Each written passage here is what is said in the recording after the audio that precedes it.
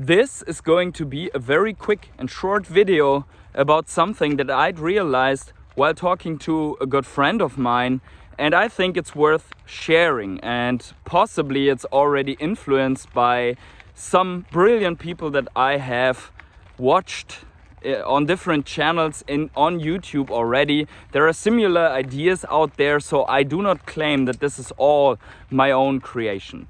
But here we go. So in order to keep this very short, just note that I'm not a financial advisor. If you want to support me in a free way, then please like, subscribe, tap the bell, and so on. If you want to do it in a non-free way, become a rare hodler by becoming a channel member or a Patreon, or hit the super thanks button.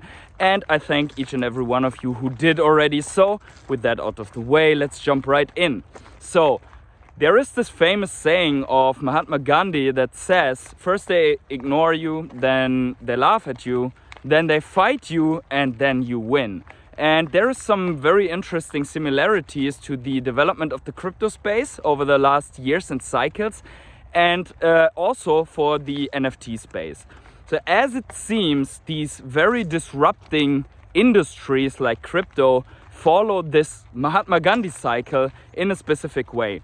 And if you think back to the very early days of crypto, we remember that actually in the beginning no one noticed crypto and no one cared. So they did in fact ignore it. So we all remember that in the very beginning of the crypto industry, from 2009 I think, which is the beginning of Bitcoin, until 2014-15 roughly, everyone basically ignored crypto, and only a couple of computer nerds and people that really understood the matter were already in that space.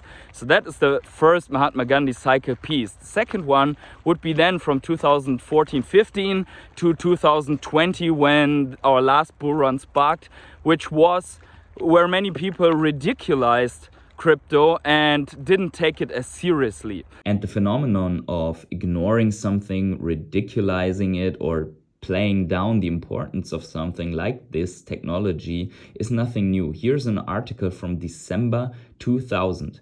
The internet may be just a passing fad as millions give up on it. Researchers found that millions were turning their back on the World Wide Web, frustrated by its limitations and unwilling to pay high access charges. They say that email is far from replacing other forms of communication, and it's adding an overload of information. That is so funny, because right after that came WhatsApp and all the instant messaging, and email became one of the means of really communicating, especially in the business world. And then we have another article from recently here, from September 19th, 2022.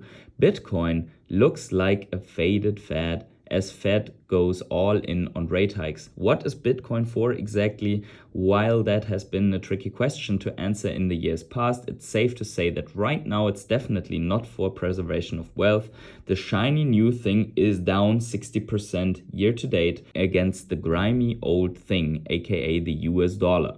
More losses may follow as the Fed and so on. Interesting, because many stocks are down more than 60% year to date, and this is nothing of this discussion. But this is also not the point of this video here. As we can see, the internet has been described as a fading fad, and now Bitcoin is being described as a fading fad.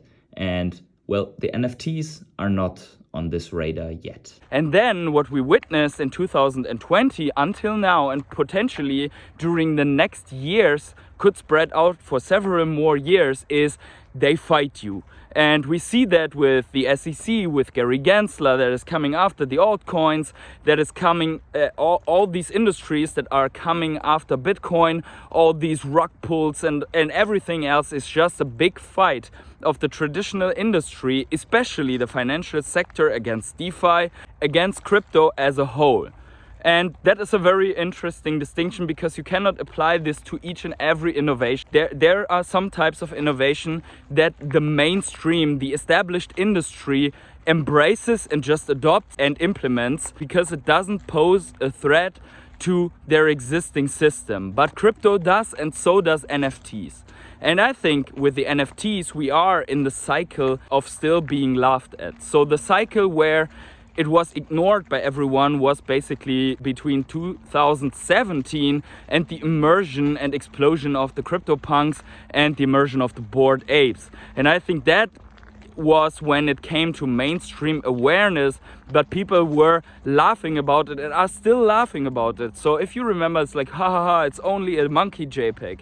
And why would someone spend so much money for just a JPEG, for just a picture?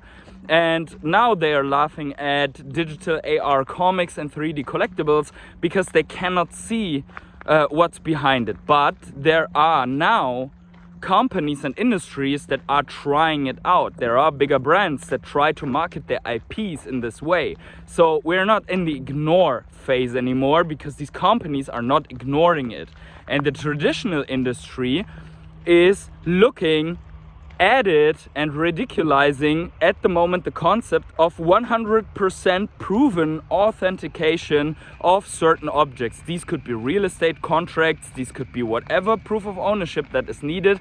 And in our specific way with Ecomi and Veve, it is the proof of ownership and authenticity of licensed IP by the biggest brands and the tokenized merchandise and the tokenized selling of these IPs to the engaged community of these brands, the fan community of those brands. And I think we are, as I've mentioned before, exactly one cycle behind crypto with the NFTs, with the Veve NFTs. And I think this is one more proof that we are lagging behind one cycle. We are, to sum it up, in the crypto space in the fighting sequence before winning, and in the NFT space we still have all the fighting before us, in my personal opinion. Let me know in the comments below if you think similar to this, or if you highly disagree, then also let me know, and please let me know why, so we can debate it, we can discuss it, and maybe come to another conclusion in the following videos if you have some very good evidence against these cycles. Now that is already the whole video. So wherever you are on the world, have yourselves a great morning, evening, day, night, or afternoon. See you in the next video.